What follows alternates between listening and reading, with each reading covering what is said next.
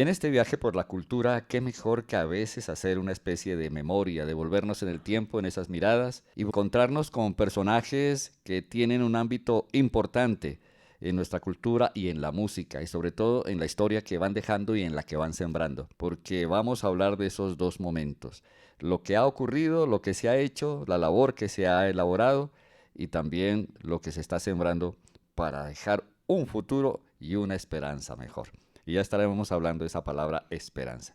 Nos acompaña aquí en los estudios de Ecoradio Estéreo una persona que su amor por las guitarras se ve a leguas. Bueno, un personaje de cabellos largos, a leguas, cualquiera que lo ve dice que es un rockero. Saludamos a Andrés Pantoja. Buenas tardes, Carlos, ¿cómo vas? Es un gusto, un placer poder compartir contigo un momento de estos y hacer énfasis en el recuerdo. ¿Por qué el rock, Andrés? Bueno, no, pues yo me volví rockero a causa pues de que mi hermana mayor en su adolescencia se volvió hippie. Nosotros vivíamos en Kennedy. Ella empezó a llegar a la casa con los atuendos que utilizaban los hippies por esa época, collares, todas esas vainas que los identificaban y obviamente pues con música, o sea, estoy hablando de los acetatos, ¿no? Obviamente, pues no, no eran de ella, pero los amigos se lo prestaban, entonces entre esos acetatos ella llevaba discos de Zeppelin, llevaba de los Beatles, llevaba música de Black Sabbath, de Who.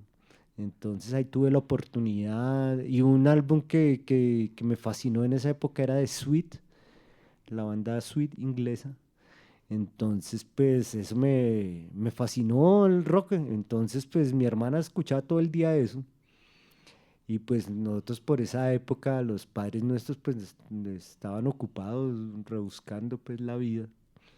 Entonces nosotros estábamos solos y pues nos la pasamos era escuchando esos discos. Y pues eso me cautivó mucho. Yo cuando fui a tomar la primera clase realmente no sé, no, no di pie con bola con la batería. Pero este hombre de todas formas me dijo, no, pero usted sí tiene como algo para la música. Y me dijo, ¿usted ha tocado guitarra? Le dije, no, me pasó una guitarra y pum. Y Ahí ahí, quedó, con un solo acorde que me dijo, toque este ahí quedó acorde, enganchado. ahí ya dije, no. Entonces él mismo dijo, no, hermano, usted tiene más, esto es para tocar guitarra. Pero la influencia, vuelvo y te digo, es el rock 60, 70. Pero nosotros lo que nos llevó a llevar a tocar metal realmente fue la banda Metallica y creo que no fue a nosotros, fue a todos los que yo conocí en esa época acá en Bogotá. Creo que fue la primera o los primeros que dimos ese paso de montar una academia de rock. Dado esto, empecé a notar algo, ¿no? Esta academia duró como alrededor de 15 años ahí en Kennedy, pero los primeros años, dos o tres, los dos, tres primeros años, nos fue muy bien a nivel privado. Nosotros todo, pues cobrábamos una mensualidad común y corriente. Ya éramos varios ahí enseñando. Pero ¿qué pasó? Cuando uno miraba el grueso de los alumnos, era gente que no era de Kenia, no eran personas de, digamos, de los barrios del sur, o sea, no eran ni de Kenia, ni de Bosa, ni de... La mayoría de alumnos que teníamos en la academia, aunque la academia estaba pues muy bien ubicada, que era en la 1 de Mayo, cerca a Plaza de las Américas, en toda esa zona comercial, eh, recuerdo tanto que la mayoría, por no decir el 90-95% de los alumnos eran de Chapinero hacia arriba, o sea, no teníamos alumnos.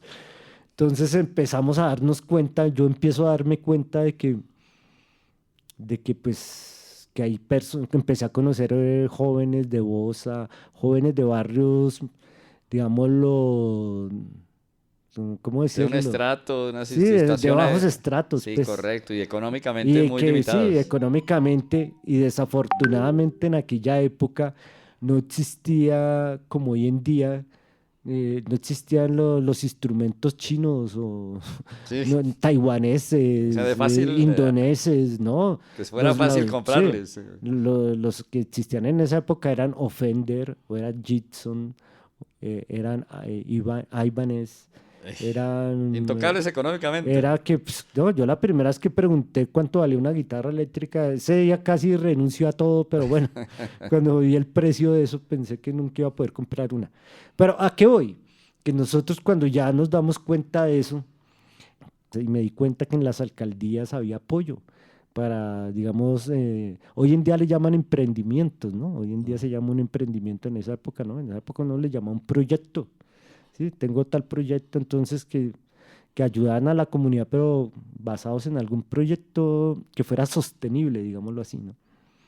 Entonces, pues yo ya cuando me entero de esto, entonces se me ocurrió, dije, no, pues si a mí el Estado me subsidia la academia o consigo un subsidio de esos para yo poderla mantener, pues más bien me dedico a enseñarle a las personas que no, a los muchachos, a los jóvenes de los barrios que no tienen cómo ni siquiera comprarse una guitarra acústica, pues Ujú. un palo de los más baratos que haya ni siquiera se puede. Efectivamente, pues por aquella época voy a pedirle una reunión al alcalde de turno, que es otro gran amigo mío, muy, muy, muy amigo, de los mejores seres humanos que he conocido, se llama Jairo Suárez. Él era por aquella época, era un joven también, era un hombre como de 25 años por lo menos. Él es como mayor que yo por ahí un año, o sea, él debe tener como 55 hoy en día. Era un hombre muy joven para ser alcalde, era un alcalde muy joven. Resulta que yo voy a pedirle pues una cita y pues para que los alcaldes a uno le den citas es complicado, pero él se asomó en su oficina y me vio y de una me hizo entrar y pues da la casualidad que pues, lo que yo te digo, Y llevabas ese día la pinta de rockero. no, pues no, pues yo De en toda esa la época vida. ya era así como me viste, como me ves hoy en día, pero no, en esa época más tenaz porque nosotros éramos metaleros y los metaleros de esa época éramos radicales, éramos muy, entonces yo andaba con botas, con taches, Ya. con, o sea, El todo lo que, atuendo, el todo atuendo. el uniforme que utilizamos los metaleros, digamos, no sé, lo que se utilizaba por aquella época. Hoy Entonces, en, eso me parece fantástico que lo ve esta persona siendo sí, me ve. con un cargo ya mm, alto y mm. ahí mismo lo manda a Sí, él seguir. me ve y me hizo seguir y yo pues, pues, oh, sorpresa que el hombre es un rockero Ya. frustrado, Ujú. que me lo reconoció. Entonces yo le comenté que yo tenía una academia y que me había enterado que era posible conseguir de pronto algún apoyo por parte de las alcaldías, de la alcaldía, que en esa época ya habíamos hecho una versión de Kennedy al rock. O dos, no, ya habíamos hecho dos, sin Ujú. recurso alguno, lo hicimos, mejor dicho, con las uñas con mi amigo Manuel Ballesteros, el que te digo, sí, ya habíamos Sí. hecho dos festivales y desde esa época se llamó Kennedy al Rock. Entonces, cuando conozco a Jairo, él me dice que sí, que hay una opción, que hay unas cosas que llaman escuelas de formación artística, que no sé qué, que si uno accede a eso, o si se gana, ¿no? En esa época era Mm. un proyecto, uno en eso, hoy en día todavía se llama, eso se llama contratación directa o de menor cuantía. Ya no se utiliza desafortunadamente porque hoy en día pues es solo para las superempresas, pero Ujú. en aquella época existía esto y uno presentaba, este hombre me pone un abogado, nos hicimos muy amigos a partir de ese día. El hombre me presentó un abogado de contratación. Este señor me enseñó cómo hacer esos proyectos. Me senté con él como 8 días. Yo le expliqué cómo sería la escuela de rock. Él me dijo, esto se hace así, aprendí rápido y le cogí el tiro a hacer proyectos. Importante ese punto, mi estimado maestro. Y ya ahorita le comentamos por qué es mi maestro Ah, sí. en ese aspecto. Entonces, eso comenzaron a difundir su escuela y su enseñanza en otras latitudes, en otras geografías, en otras alcaldías. Cuéntenos de ese paso y ya cómo llega aquí a nuestra localidad 18 Rafael Uribe Uribe. Bueno, nosotros ya cuando yo estoy trabajando en este programa Safari, me interesó mucho la parte política, lo que te comento. Entonces, por aquella época, ya yo conocí a Antanas Mocus. Antanas Mocus se me ha hecho uno de los buenos, de los personajes valiosos de este país a nivel político. Bueno, no solo en política, ¿no? Como ser humano también es un ser muy interesante. Entonces, cuando nosotros conocemos ya Antanas y veníamos trabajando, ya no solo hacíamos las escuelas, ya estábamos haciendo los festivales de General Rock apoyados por el Estado, con dineros del Fondo de Desarrollo Local de Kennedy. Ya no sé cuántos íbamos en el 2000, pero yo sé que ya llevamos varios. Entonces, pues yo estaba trabajando muy de la mano con Antanas. Yo me había vuelto muy político. Por aquella época teníamos incluso un movimiento político que se llamaba la Fuerza del Rock Colombiano. Entonces, pues yo empecé a presentar cosas en otras localidades, a hacer festivales, escuelas, y así a través de algunos 10 años más o menos, más.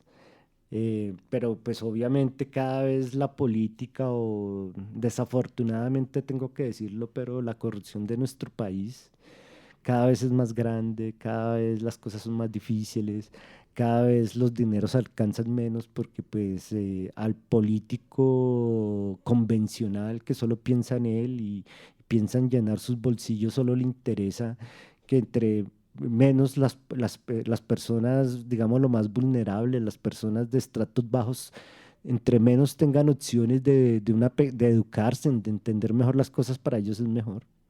Entonces, pues cada vez los presupuestos se fueron acortando. Yo recuerdo que yo cuando hice el segundo Kennedy al Rock, ya con dineros del Estado, hicimos una cosa gigante, ahí apareció un Rock al Parque. Nosotros en aquella época éramos la competencia de Rock al Parque y eso lo hacíamos con César Vilar, con pantallas gigantes, y hoy en día creo que se hace, no sé, yo el último que vi ya es en un parquecito y ya, Sí. o sea, pasó de hacer algo.